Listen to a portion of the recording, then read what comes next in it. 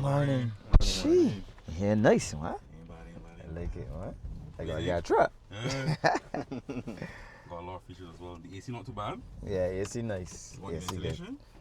Oh, you got all that too? We got a lot. We got lot seat to ventilation, yeah. A lot. Oh, Pretty set of features, yeah. Yeah, I don't know where to find it now. We'll do that later. You can always toggle your AC to your liking. So this is my AC, this is your AC. So you decide however you want your AC to be, how cold or how hot you want it to be. Ventilations in here should be, and you can play around that with driving. Okay. Morning, sir. Morning. Welcome to Drive Bout. Thanks for having me, man. Let me put on my seatbelt. Let me with the features. This seatbelt should be putting on by itself. All these features. That's very true. So Shaquille, Party Monarch. Yeah. A lot has occurred, a lot has happened. Tell us about your season, your Cropover season so far. The season have been good. I shouldn't say good. It have been great so far. Had the ups and downs for me because this season I really wasn't as focused as I should have been. I wasn't, I would say, as prepared as I usually be. And I really wasn't feeling it as much because I was dealing with some personal stuff that was happening leading up to the season. Furthermore, I wasn't even sure about releasing music this year. So to see how it turned out for me now, is a blessing, really and truly.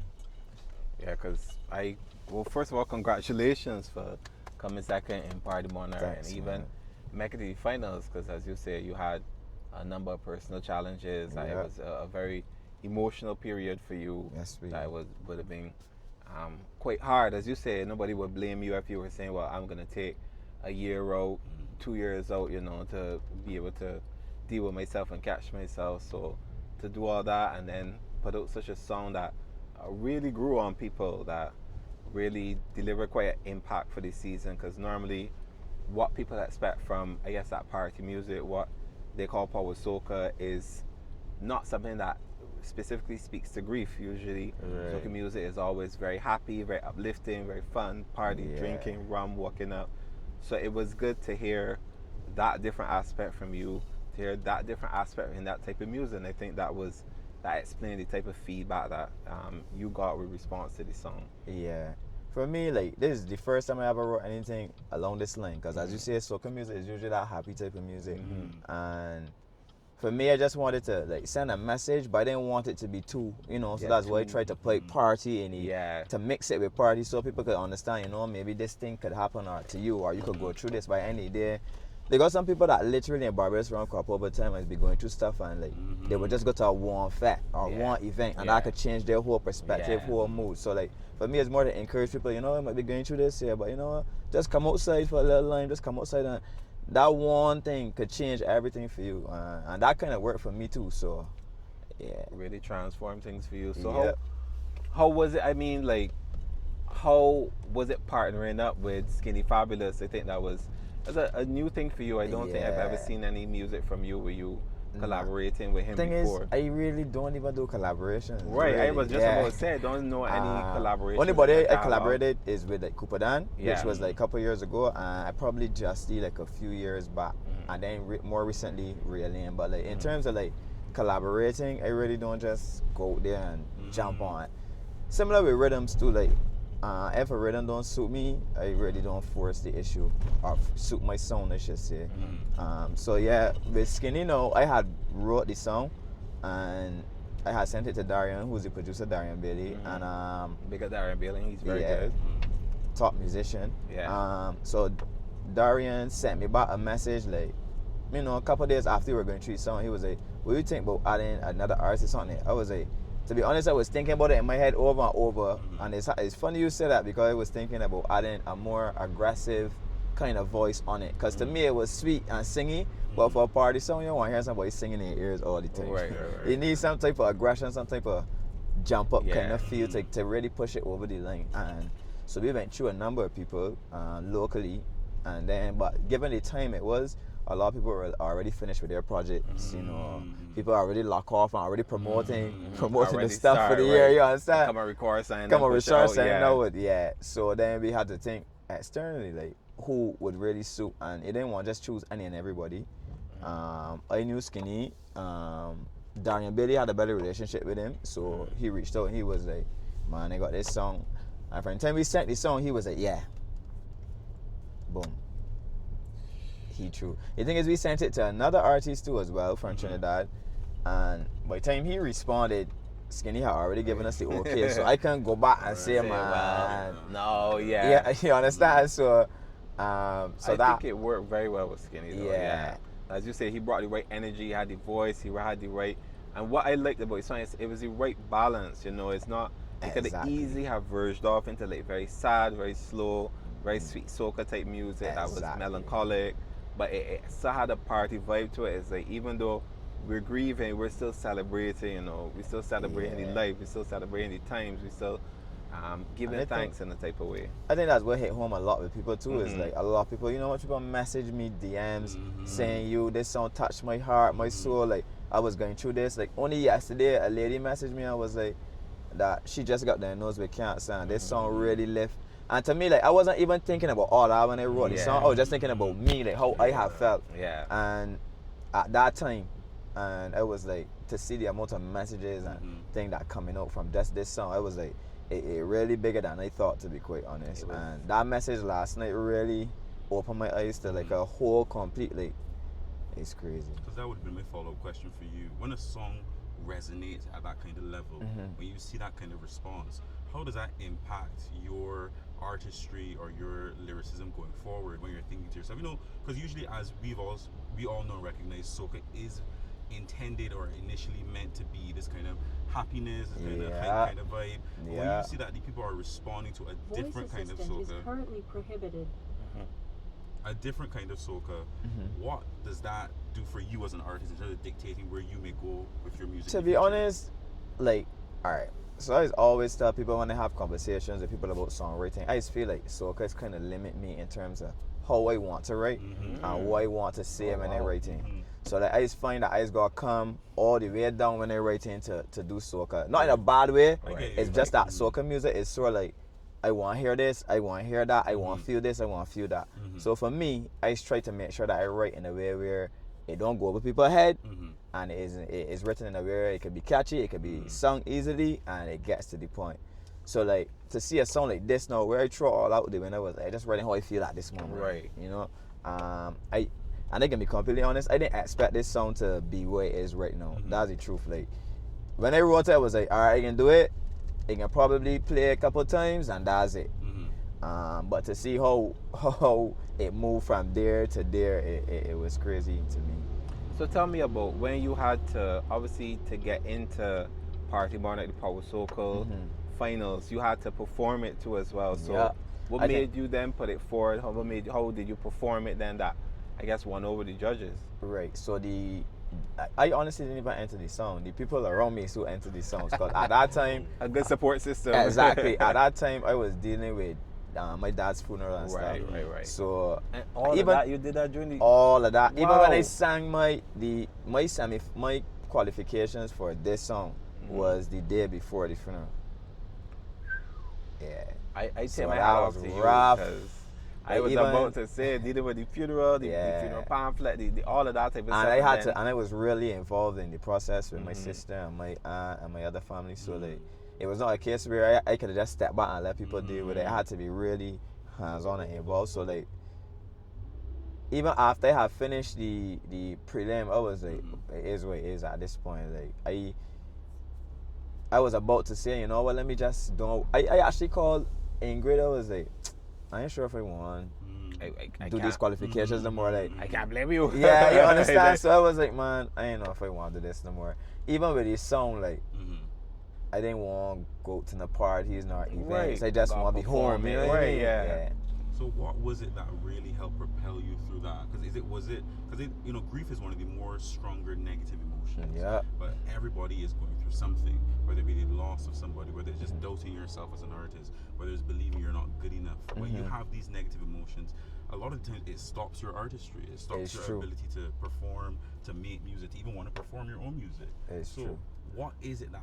Because you still managed to really put forward an amazing show, an amazing performance. So what helped propel you to that point? I think my mind shift at a point in time, like from having conversations with my close friends and things. Before it was more about, I don't want to do it, but then was telling me maybe what you don't think about making it like a tribute to your father. Like he would have been there for sure. Because anything to do, and another thing too that had me a bit, even when they made it true, like usually my father's be the person to like deal with all of that, like in terms of like helping me with my soca art performances and stuff like that. So like to see that I really didn't have like, I mean, my family came together and assisted, but usually he's with the body that's be like, all right, yeah, this is what we think we should do. Let me do this, how much this gonna cost, yada yada yada yada. So like to know that he wasn't there now, it was more so like change everything to be a tribute, to him. Let him, like, be your way of saying, you know what, I appreciate everything you've done for me, even though you ain't here. I could still put on a performance that the world could see, and you would be basically happy. Yeah, because you did highlight him in your After All performance at Party One, and that was a nice touch, and that was, as you say, giving tribute, showing thanks, being grateful for all that he would have poured into you over the years, the time, the effort, the money, the showing up, all that type of stuff. So I thought it was quite a nice tribute. It was quite moving actually to us. Right, because I didn't want it to be, and the thing is, and I can be honest with you, I had like 6 or 7 different ideas for Soca Monarch in terms of themes that I sit down and I went through, and they sent it to everybody, and it was like, all right, go through these and tell me what you think. It was like 6 of them, different concepts with different props, backgrounds, you name it. And then like I was saying, like, and then we went through everything and everybody made a decision, and it was like, I still ain't feeling these, because I don't want it to be a situation where the performance is too sad, because at the end of the day, still people come out to party and enjoy the side. So I just wanted it to be a situation where people party, you pay tribute, so people can understand, and then we back to partying again, because I didn't want it to be too. And I think that it worked. So I think even better than I thought, to be honest, because the feedback. Like you say, you struck a right balance, of not the partying, of the grief, of the celebration, of a really skillful balance in navigating all those concepts. Because as you say, it could easily have delved into being really, really sad. And for me personally, I think it was such a beautiful addition to, I would say, the continuous conversation of soca in Barbados. Because again, it's like we don't want soca to remain as one thing, or we don't want it to always think, oh, if it is soca, it has to be this thing, it has to be this way, it has to be this. I jumping out, I partying, I doing all this kind of stuff. It could be a different variant of, and I think that, and you hit the nail on the head right there, because I feel like, especially in Barbados, the soca is usually one particular direction. I remember Teddyson John had the Palais song, Vent. That wasn't party, that was a nice uplifting song, and that was one of his biggest songs. He toured the world with this tune. So it's like, it's not it can't be done, it's just probably how you do it, and how you push it, and how you market it. So like, for me, and like I say, I had my doubts initially. Darian believe in this song more. I mean, I remember the man messaged me, and man was like, dog, I don't understand how is the producer, and they feel like I believe in this song more. Like, he like, what's going on here? Why you ain't pushing this song? Why you ain't behind it? So then, but honestly, that was before he knew what had happened. Okay. So then when I told him, no, he was like, he get it. And he knew my father too, so and he knew that we were close. So like, at least you had somebody like him behind you to sort of push you, or to see the potential of something when you maybe couldn't see initially. But back to what you said just now, and obviously this is a hot topic now, we were talking about Kira off camera. But what do you think, as an artist who's in it, when you're looking at the state of soca, the state of Bajan soca particularly, what are your thoughts on the direction it's taken, where it's going, how it is in the present form, and where you think it should be going, where you think it could be going for the betterment of the culture and the betterment of even the artists that you? To be honest, I think, as you can see, this year in particular, Bashment dominated the season, and there was a cry for more Bashment early in the year. It was a whole conversation on social media about we need to bring back the Bashment soca, the real Bashment soca, etc. And I kind of like knew that this is how the season would have gone in terms of a lot of Bashment coming out, and people, because that's what people was calling for even before the season started, right? But my thing is, I like Bashment. I don't sing Bashment because I don't try to do nothing that's not me.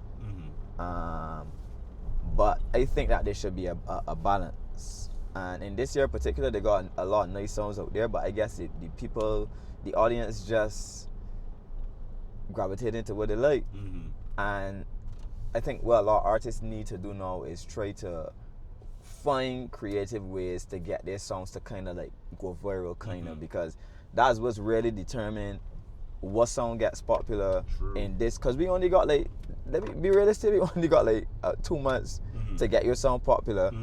The only thing is to do is to release earlier. Right. Forget the reggae festival and release earlier and market your song from then. Phrase that you mentioned. Yeah.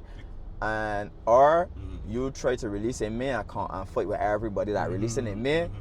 And but you can't do the same old thing no more. Just come on radio, just do radio interviews. You gotta try to find new ways to like push your song in people's faces. Similarly with brands and products, like when they got new products, they gotta try to find creative. If you go on social media now, you can see companies that you probably would have never thought. Like let's use for instance Carter's, how their marketing changed the entire. So like it's like you got realize that your songs, your music is a product too, and you can't put your product and expect people to just like it. You know, you gotta make sure they like it. It might be annoying sometimes, but any day you gotta make sure that, because the audience back in the days there was like in Barbados there was like an audience that wanted soca music. That was waiting for it. Sadly, this new generation, this new Barbados, I could say, the people are not necessarily wanting the music. If you happen to go viral, they would take it. But there's no real appetite for soca like back in the days. So I think the sentiment that you brought about is excellent, and it's at the core of the discussion now, because as you would have pointed out, before previously when we lived via television, we lived via radio, we had nothing else to do really. So we were waiting for this music to come up, we were waiting for it to take over our lives, we're expecting it, right? Exactly. But now it's like we have so much other stuff going on. There's so many distractions, and if the music doesn't capture us, if it doesn't come out and get us, it won't get us. But my question for you as an artist and someone who writes music as well, with the virality or the viral nature of trying to trend and trying to go viral, things very quickly devolve for the worst, because the lowest common denominator is always going to be, let me say, sex. Sex always sells. A joke always sells. But as an artist, even as a soca artist, you don't always want to be a joke. You don't always want to be selling sex. You see, so that's where so I can speak on this by myself, because I really in the social media personally. I come out in the era where like I just want to do music, I just want to be an artist, I just want to be a songwriter artist.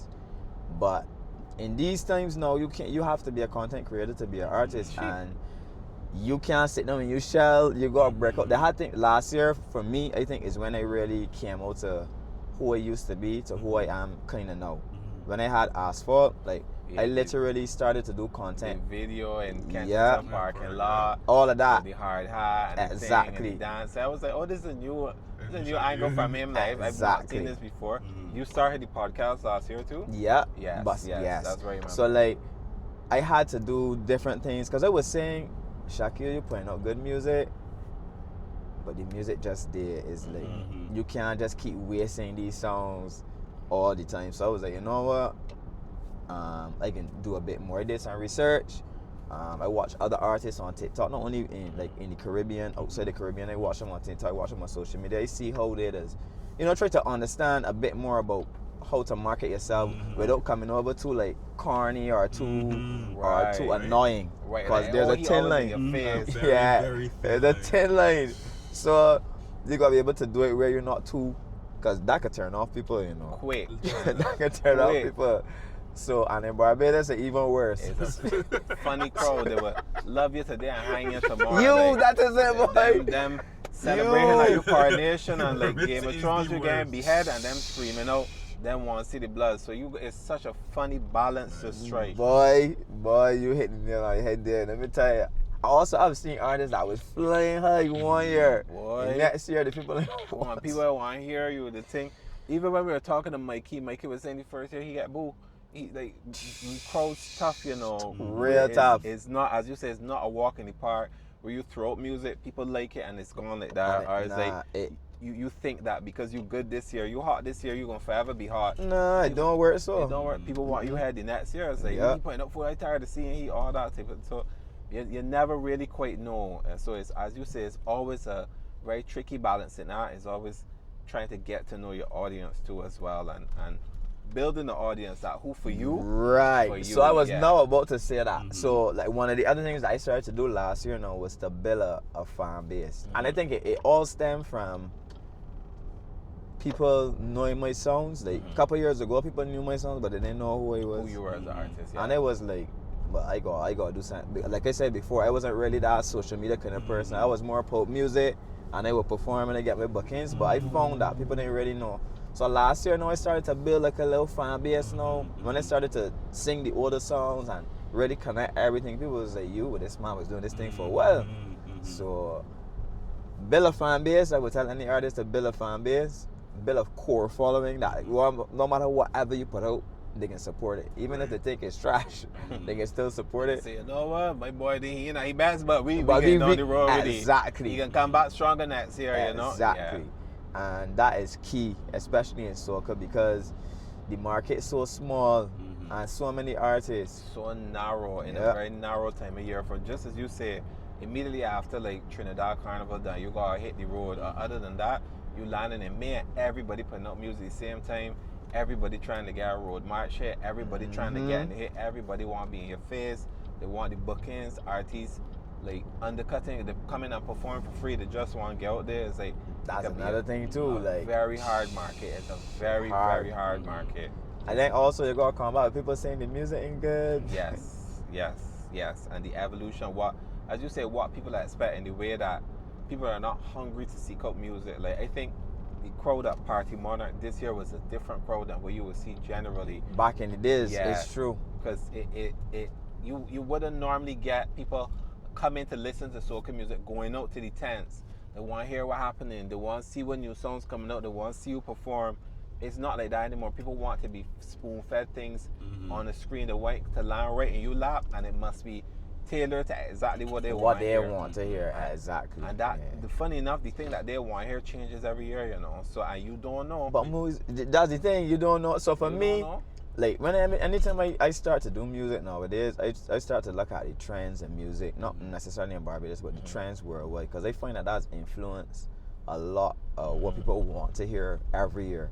And when I say trends, I mean like the type of songs that are coming out. So you will find like this year the trend was more so like a more dancey kind of up tempo kind of fusion with like it's a slight like hip hop bass, not hip hop dance hall bass, but still keeping the sweet essence. And it was all about women empowerment, uplifting the women, singing about the women look good and stuff like that.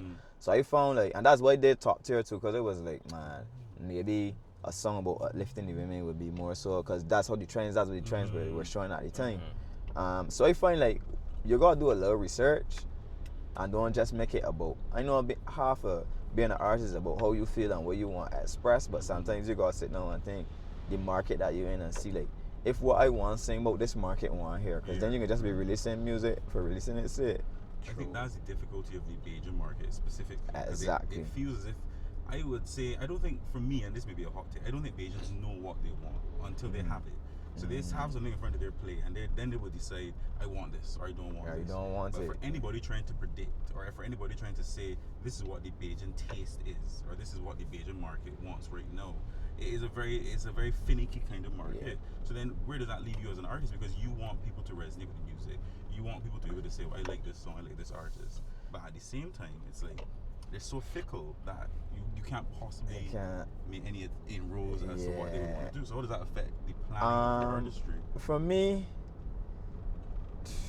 I ain't even know about you got me. For me, I just like to I just think, alright, so one thing I know for sure in Barbados, you can't really go wrong with Bashment. Bashment is something that just always have hits in the season. Right. You can't go wrong with Bashment for sure. And the amount of juves and stuff that pop ups and stuff like that, no, like Bashment has always been good to really. But in terms of like, I would say this year I was surprised by the amount of power soca songs that really start to like break through and stuff like that, like Mikey and even Nikita's song too as well. And even Asanta Blossom has a song that's pretty nice too, a power song. So like I find like, you know, power started to take a little jump this year. World Groovy declined a bit. So I don't know. You can't really, as you say, you can't really tell. You could try to read the trends and hope for the best, but like you might as well be reading tea leaves or entrails or something. It's very tricky. It's a very yeah. It is. But back in the day, you had, I think the taste or the flavor of the season was sort of curated by DJs. It was sort of curated by like somebody who was going to say, well, I feel like these songs are the hype songs. These songs playing on the radio. I remix it. I do a mix. This is what I do a collab, and then you get a sort of vibe for, okay, these are the songs that are coming out. Yeah. But no, it feels more like, it feels so random to me. Like some songs come out. I think as an artist for you, you let me know what your experience has been. But for me, you hear a song, and then all of a sudden you hear the song everywhere, and then you don't know why this song is popular, but you're hearing it everywhere. And again, it speaks to the nature of, I guess, like the virality of the meaning of the song or something. So if you look at the song itself, you may think to yourself, but it's not really saying much beyond that one line or beyond that beginning or that intro or that one part of the song that everybody's repeating, and then it's just gone viral. But how do I said, a viral song you can't compete with. A viral song is just like winning the lottery. Like you flicker, like you kind of like you didn't pull out, boom, you get hit. So you can't ever. I don't think anybody has ever. Well, I shouldn't say that, because once you got enough money, you could probably create. You can manufacture it. A viral moment. But I would say 80% of the times it's just something that just happened. And viral songs are songs that you can't really compete with, because it happened and it take off and it share, and it from time it out there it gone clear. Do you then try to go viral, or do you stick to I personally don't try to go viral. I think it's just something that you should just let happen organically. I like organic growth. I don't have the budget for paid growth. So I can push the amount of money that is required behind a song. And that's another thing too, like in soca sometimes you don't make enough for you to put that amount of, well, I should say it used to be. Now for sure, people changing the narrative. They got a group of artists that come together and trying to change the narrative in terms of how much an artist should cost and stuff like that. But back in the days, if you try to call a price, especially like when I first started, I would say, well, why would give this when they could get so and so for that? You understand? So and so here longer than you. So I used to take a lot, like at home, like, and I used to take my man, like I know my value too. So I ain't going out there and just singing just because I want to be in people's face and make people feel as though something going on. If you can't pay me, I remember last year, somebody was like, Shaquille have so many good songs, but I don't see him all over the place, and he should be. And I was saying to myself in my head, well, like, promoters is telling me, well, they don't want to pay this. And I just be like, okay, like, I ain't gonna come and tell you, all right, man, I can take this, or I can take a bottle of this, and nah. Because just as we said, like, there are artists that will come and say, man, I will touch your stage for free. I was backstage at Tipsy a year. Artists come and say, man, if you want to put me on for just a 5-minute set, I can do it for free. And I was like, wow, that blew my mind. I never thought of that. But you are so, I guess, hungry in a way for it, but it's also like a hunger that can lead you to more hunger, because it's like it sets the standard that we got people out there that got good songs that come and do this for free. So let me come and let me exploit you, and then it pulls out the whole bottom of the market, because then instead of saying, I know my lowest price I can pay somebody is like, let me say $500. It now blows it out, because like, I know somebody out there hungry enough to do it for free Mm-hmm. and has a good song, you know. A promoter told me that a year too. The man was like, because I had an issue with a particular event. I didn't really want to call the name. I really want to start no more back. Right, I don't want no more back. I want no more back. I want everybody tell me and send me all about the place. But I remember that happened with me, and we agreed to a price. And this group have more than one person that's negotiating for them. So one person agreed, and that person was like, well, I ain't gonna pay you that when they got this body and that body had hits that particular year, and then performing for free. I was like, and this time I was a little younger, so I was like, I ain't care what they're performing for. Right, exactly. You understand? My price is my price. Yeah, exactly. And it was a whole big, and I have not done that event since 2017. Wow. Since 20, just because of that tension. Even last year, another artist had asked me to come on stage with them at the event. I was like, nah. Yeah, not for free. Not for free. Not for free. It's a hard market, and I think any market where you are creative could be quite a challenging market because people expect creativity is free. They don't see the cost for songwriting. They don't see the cost for costuming. They don't even see the cost for time coming out, like nothing. The studio time, nothing like that. Nothing like that. Man, even with the dancers too, like the dancers just get treated just as bad as. Sometimes you just feel the artists like making a killing, which sometimes that don't be the case. But then the dancers, people just want to say, "Oh man, I can give you $50 or I can give you $100." Oh yeah, expect I give somebody. To be honest, I sit down and watch these dancers, especially my dancers that rehearse for me at Soca Monarch. Big up to Dancing Africa. Like the time that them just putting and the effort, whatever them call for, you gotta pay because like any day, they're working hard for it.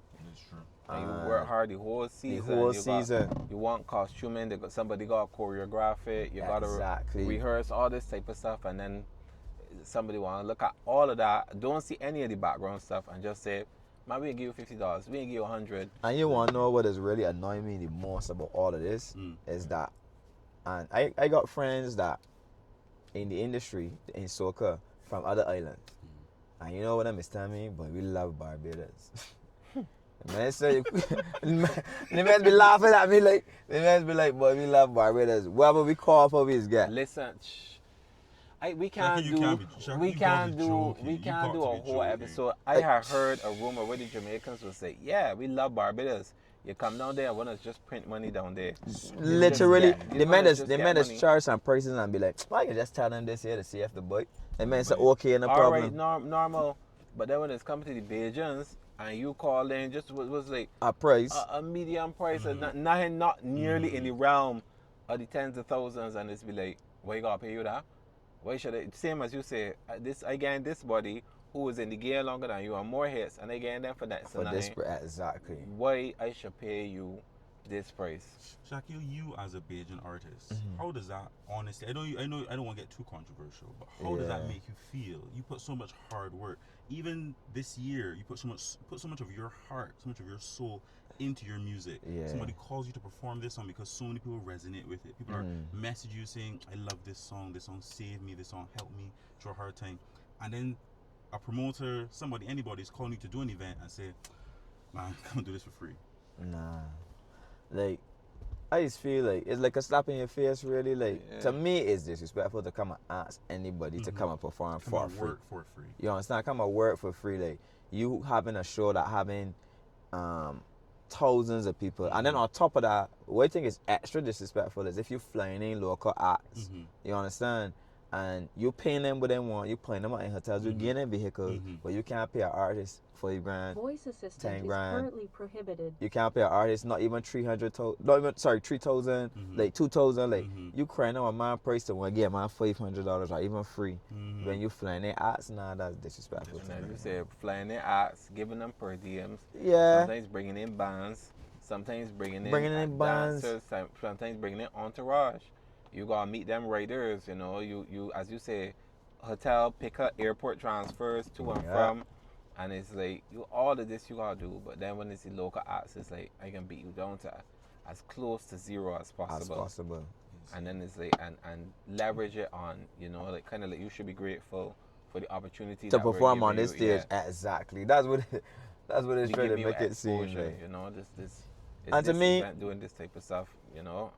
To me, they got some really good promoters out there too that's really like take care of the artists. So when you say A on the flip side, you gotta say B too. So you gotta big up the ones that actually care for the artists and say, all right, this is what you can get. And the thing about it is they got some small, like $20 weekly events. Them charging $20, they can't afford to pay you as much or whatever. But you see when them but you for them events, them asking what you want. You want a drink, you want bottle, water, whatever, however, how much people with you. And you getting at least as best as they could do with the budget that they have. And you just gotta appreciate them events. And there's got some bigger events that don't even get a bottle of water. No, because and I think the weekly events are really critical to the core of the season because it's like a lot of people view the bigger events as the entirety of Cropover, but it's the smaller events because you could go in the event, people could get to learn a song. They're more is that type of old kind of Cropover. It's like people want to hear the new music. They want to hear it perform on with a live track. They want to hear it with the bass sitting in them chest, you know. Them want to see it and feel you as an artist and feel your energy and your momentum, and that's what will drive the season forward, and that's what takes things forward. So I think those weekly events are at the core of Cropover. Critical, and big ups to everybody that do. I feel like every night now there's a weekly event. I think Sugar Sundays moved to Mondays, and every night there's an event now, and they finally know that having all this conversation and stuff online, that the weekly events now, a lot of people are coming out, and the artists getting a little bit more forward. They getting to showcase the music a bit more, and it helping in terms of like you getting your content and posting it, and people understanding and getting to see, well, this is a nice song. And in Barbados, like Trey will be here now, right? I hear this song. I come in this car and I hear this song. Come in here and say, I hear this song, boy. This one bad. And they play it for you. And it was like, you? I like this. And then you play it for, and he like, you? I like this. And then automatically the song started to spread. But you would have heard that song before and just bypass it. So I find that that's how music is worked in Barbados too. Is a lot like word spreading kind of thing. Yeah, word of mouth spreading kind of, That's a good point. Well, a key part of the interview format is you open that and see. Open this? Yes. What? Gee. So the BYD comes with its own karaoke setup. What? So that's why we wanted this car specifically. So you can turn it on, we press the button, and then feel for the surround sound inside the car. Check. Yo. Not bad, right? Yeah, what? So we pull up a song, pull up one of your songs, any song you want to sing, anything you feel comfortable singing. And it don't matter whichever you choose. Carpool karaoke. Whatever y'all choose is good to me. Check, Beer Life. Botanical Gardens. I ain't know that one there, but y'all know for sure. Pull up something. Wee. It's here nice though. Should I go get one of these?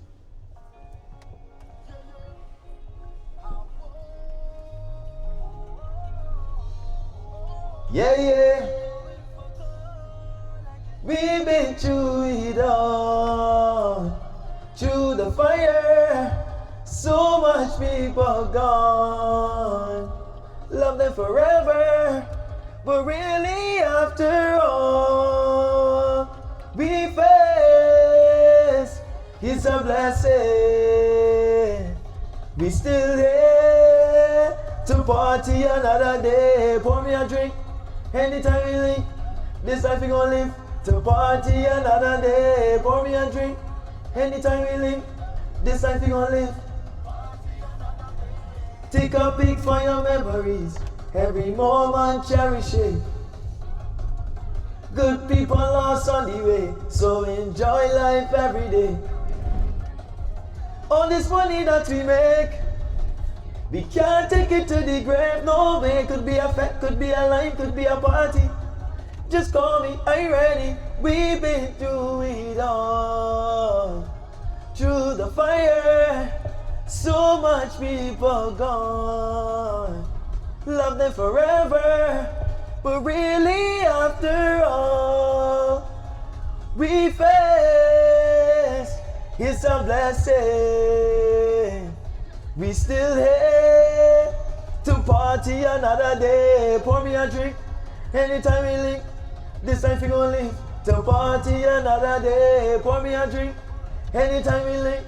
If you know Skinny Fabulous Sport, don't let me tell you this twice. You see in this life, we just come to party. We don't come to fist fight. But you see on this night, we gon' light up the sky. Everything we shell down, party getting destroyed. Yeah.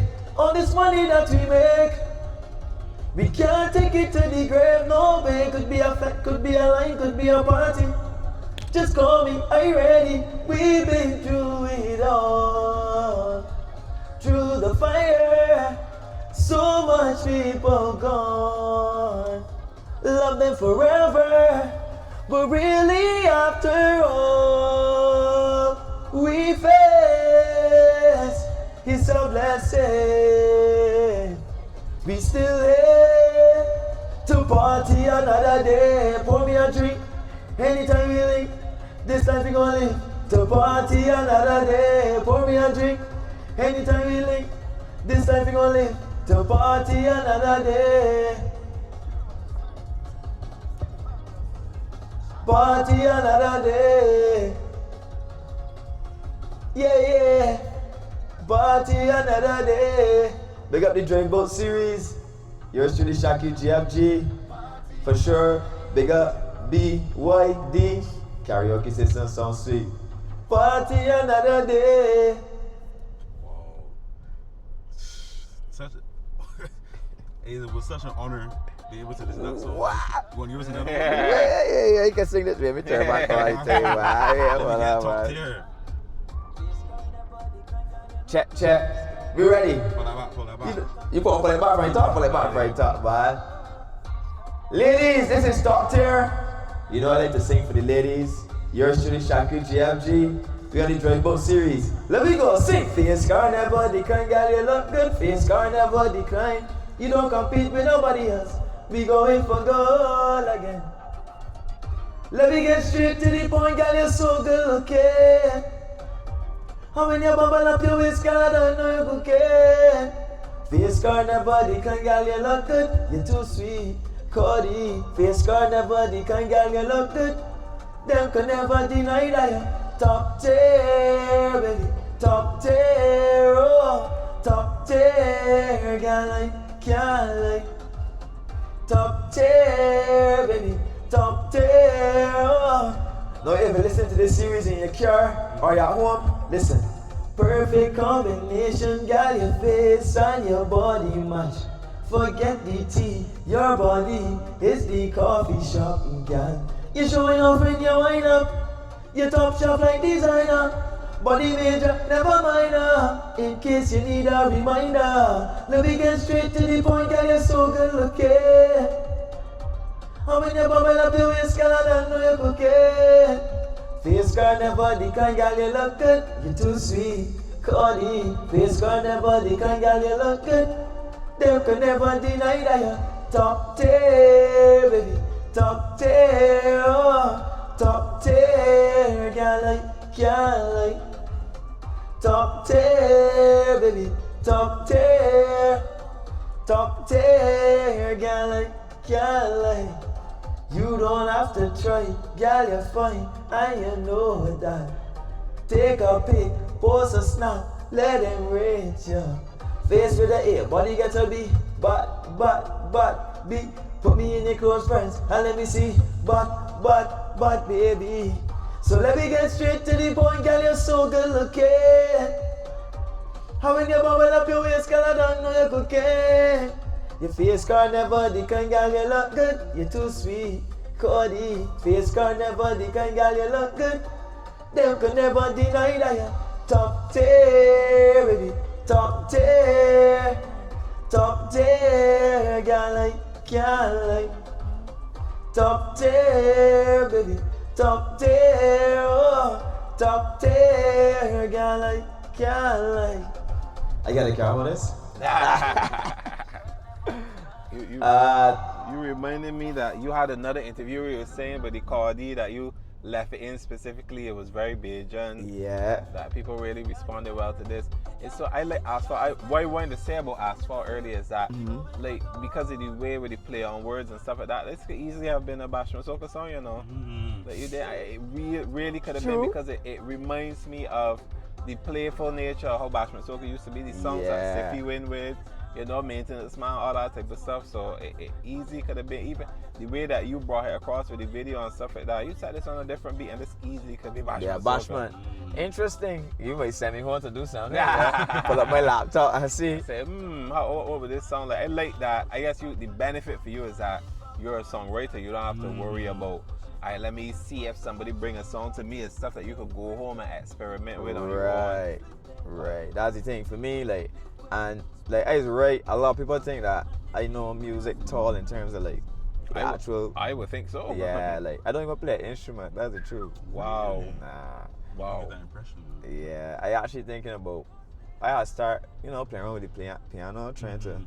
But no instruments. Everything is just be in my head. So like when I sing melodies, when I write, everything just be in my head. No instruments. Yeah. No reading music, nothing like that. Nothing. I got 100 in music at school, but I ain't sure how. You are a prodigy. I think that really is just talent. Something that will elevate you. Even some people ask me like, why? How come you don't?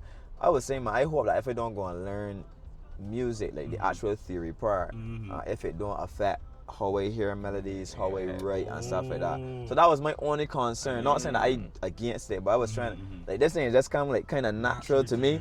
I don't want to go and learn the theory part and it kind of like hampers how I hear things, you know. That's a good point. So I can't blame you there because I would feel the same way too as well. Yeah. But you have come up through the tents too as well, right? Right. So I first started in Celebration time. I don't know if y'all can remember Celebration time. Jesus, that was a time ago. Yeah. I was real young at the time. I was supposed to say. I was real young at the time at Peter Boys. I had won a Calypso competition at Peter Boys. Brought me a T-Tank as a youngster. And I remember the first time I got encore. I didn't even know what encore was. Yeah. I going off the stage and my finger pushing me back out. You heard the people calling for you? I said, huh? I gotta come back again. So confused. I was like, I gotta come back.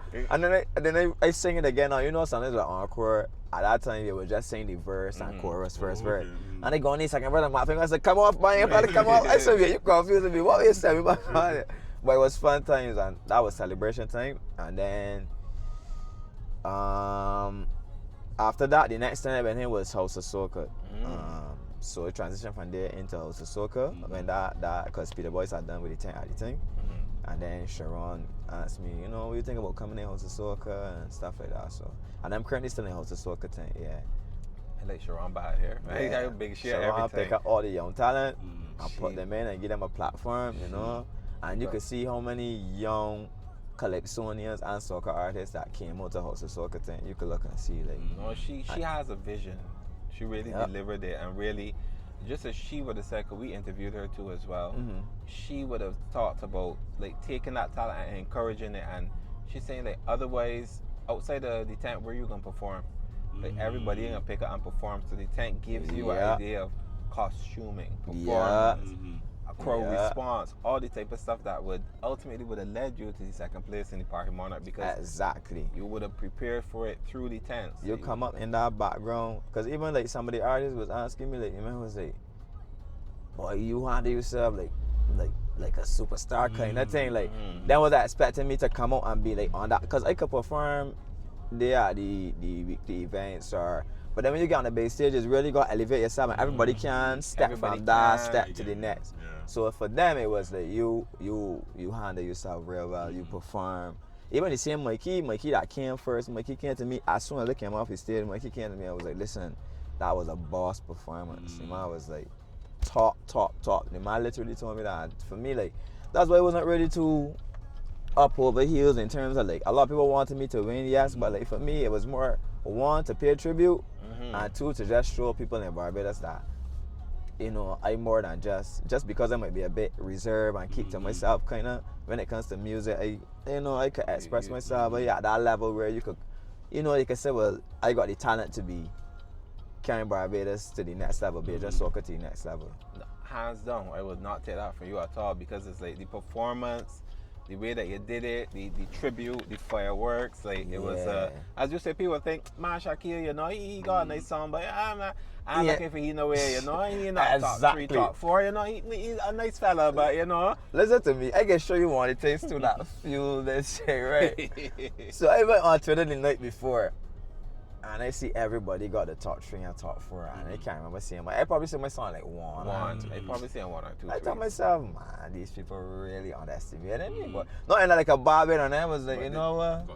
I got sent it. I can show that. I can pull the. I was like, but it's never pull the hat with the rabbit. I can pull the hat with the rabbit, man, and show them what going on. So like, I mean, it just had a lot of things that was really fueling that particular moment, and I was just happy with how everything went down, and grateful that people see what you're capable of doing, and like honestly putting me out there with like some of the greats that come out of Barbados. You know what I mean? Like you saying that I got potential to be that. But the thing is, Shaquille, you do have that potential. Do you see yourself becoming one of the greats? Honestly, yes. Although this industry could like really make you say, man, like down with soca and like I can tell you, they got a lot of younger artists that love soca, but again a lot of love in dancehall. So them like, well, I ain't able to sing soca when they could do dancehall. You understand? So I get more love over more love over there. So I think a lot of things keeping back the younger talent from really. But if it was one of the people that's give up easily, it probably would be done by now. Cause it's that you putting out music and it's right to say, yeah, do a good song, yeah, push it, but then like if the people ain't taking it, sometimes, cause they got a lot of good songs on there. I could list a number of good songs out there that people probably didn't even hear, and them artists just like, man, yeah, it is what it is. Why should they continue? Yeah.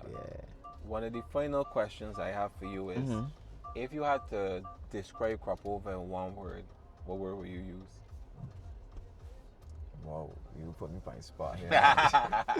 All the stuff was just emotive and stuff before. I want to get a question that gives the idea a look into your mind and how you conceive the season. Cropover in one word. I could tell you what it means to me. Growing up, it means like togetherness, love, that kind of, where a lot of people could come together. I think Cropover used to be one time where people from different parts of Barbados, like you got people from corporate, you got people from middle class, you got people from the ghettos. Everybody could come together and be just one. No segregation, just one, just love. Like to me, that's how I used to see it back then. Fast forward to now, Cropover is like, I feel like it lost that kind of love. It's just like another festival now, and I think it needs to go back a bit more to what it used to be before. But it's still something that I very much look forward to, not necessarily as an artist, but just as a time in general. Like it's something where you could see people that you ain't seen in a long while, friends. Like people don't usually go, but they try to make an effort to come out around Cropover time. Even if they just go to like, let me say, the pick of the crop finals, if they just go to like the pandemonium and like some like them events is that actually get people out. So like it's still something that I very much look forward to for sure, and I love a lot. And I just hope that along with the music, that we could get back to being one of the number one destinations when it comes to around this time, because I feel like I know a lot of the elements impacts it too, in terms of like the cost to come here and the cost to stay and stuff like that. But I find like a lot of people choosing to travel to other destinations instead of coming to Barbados. So I want me to get back to that place where, and it has nothing to do with the music per se. Like I see a lot of people complaining about the cost it is to come here during that time. I don't know. I just saying what you see online.